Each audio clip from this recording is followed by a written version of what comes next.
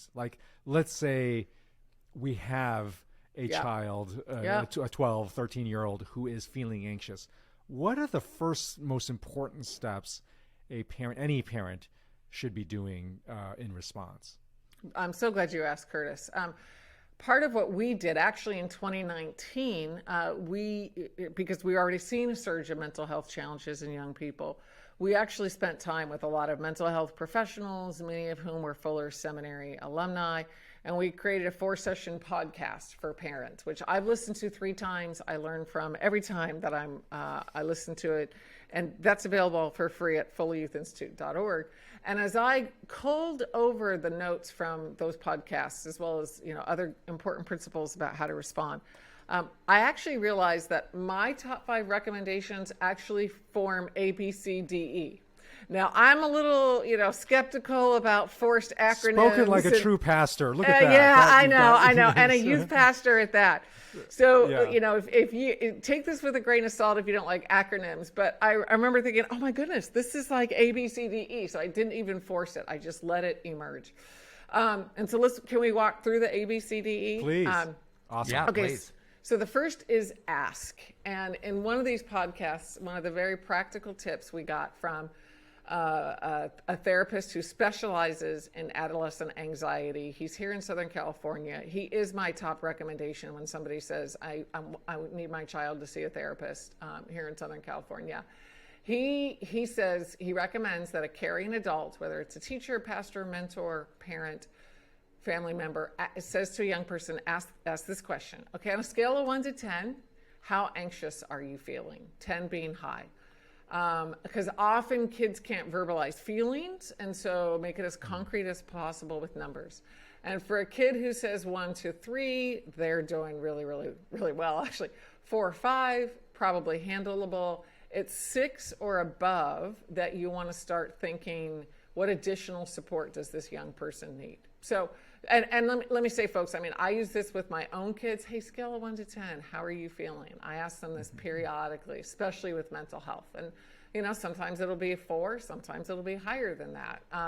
But that's a very tangible question. And sometimes, if you're a young person, you're not even sure they'd know how to label it, then you can make a suggestion. If you were to rank your anxiety on a scale of 1 to 10, it feels like you're maybe about at 6. What do you think? And let them correct you. Young people love correcting us as adults. So, you make a suggestion and let them correct you. So that's the first one, is A. The second one is breathe. Breathe. Ask and then breathe. Breathe.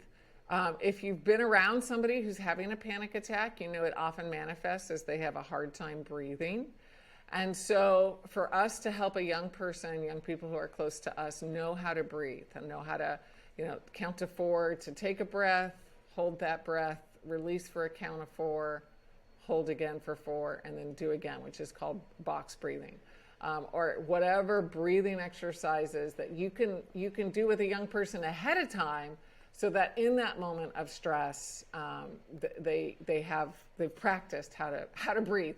Now, I know you might think, well, we breathe all the time.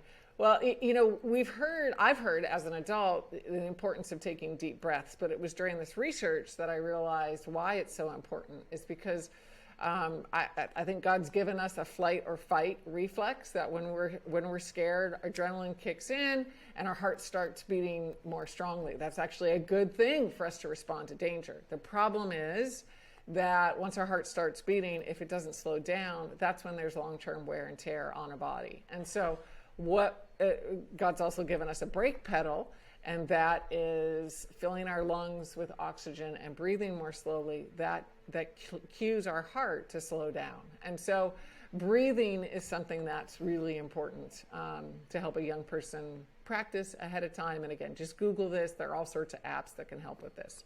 So ask that scale of 1 to 10 question, breathe. C is center. How do we help a young person center on a helpful truth or phrase? And Curtis, I love how you said earlier in your opening comments that we often under-spiritualize or over-spiritualize anxiety. And so for those of us who are people of faith, this is our chance to really integrate our faith very overtly.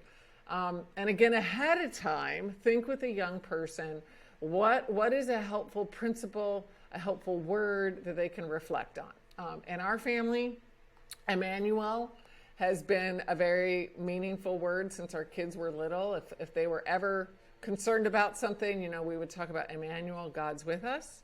And so, that's been meaningful for our family. Other families might choose a song lyric, a line from a poem, a scripture verse.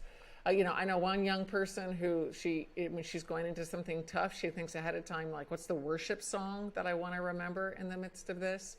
And so, and I do this again with my own kids. Like, okay, we know this could be stressful. What do you want to remember? What phrase can you go back to? So that's that phrase to center on. So ask, breathe, center. Fourth is develop a team. Develop a team. Life is not a solo sport. Life is a group project, and mental health is certainly a group project. And so, again, if you're a parent or a mentor in a young person's life, you're already part of that team, but who else could be part of that team? If your young person tends to be anxious in math class, then ask them, is there somebody you could reach out to who's in class with you? If it's at soccer practice, then help them ahead of time talk to their coach and create, some kind of signal that the young person can give to the coach to let them know they're struggling. A professional therapist could absolutely be part of this team. In fact, if on a scale of 1 to 10, your kid's a 6 or above, or really at any time, I highly encourage seeing a mental health professional. And if you don't know a therapist, then you can reach out to a local church, your local school, and try to get some referrals. And then lastly, I would say it's empathize with that young person. Empathize with that young person. Lisa DeMore has a great phrase for us as adults to say to young people, and it's 2 parts. And it's when they're struggling with something, to say, that stinks, and I think you can handle it. That stinks, and I think you can handle it. And there's all sorts of variations on that. Boy, if I had an AP bio test this week, I'd be anxious too. How can I help you with anxiety you might be feeling before your AP test? So, it might be an offer to help. It might be, what options do you think you could pursue if you do feel anxious, if you do feel stressed? But that kind of 1-2 phrase, empathizing, acknowledging the feeling, acknowledge the challenge, and then somehow let your young person know that you think they have a bit of agency and wisdom to move forward.